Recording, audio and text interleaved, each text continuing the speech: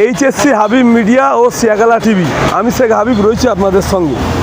এই মুহূর্তে সবথেকে বড় খবর, এই গেল রাত্রির 11টা নাগাদ নেশাগ্রস্ত অবস্থায় রাজ, যার নাম রাজ, বাড়ি ফুরফুরা, ও গাড়ি চালায়, কখনো অ্যাম্বুলেন্স চালায়। দেখতে পাচ্ছেন এই যে গাড়িটা কোনো একটা জায়গায় ভাড়া যায়, ভাড়া যাওয়ার পর এসে ও নেশা করেছিল। নেশাগ্রস্ত অবস্থায় এই গাড়িটাকে নিয়ে ইলিপুর আড্ডায়, মানে আমাদের ইলিপুর আড্ডায়, ইলিপুর পঞ্চায়েত এলাকায় ইলিপুর আড্ডায়, ওখানেও গাড়িটা নিয়ে পাল্টি খায়।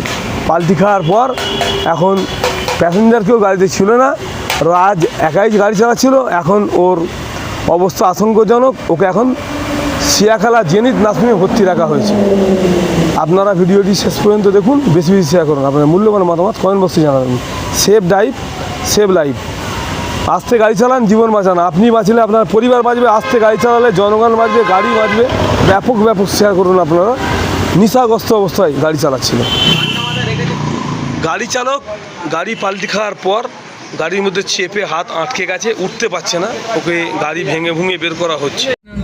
রাজ ওই গাড়ি শঙ্করদার রাজ, ছাড়ো ছাড়ো না, ধরো লাইট ভাবে গাড়িটা পুরো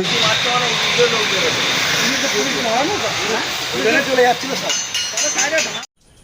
বলতি কি হলো? মুখ দিয়ে বলতে বন্ধ হয়ে গেল? বলবি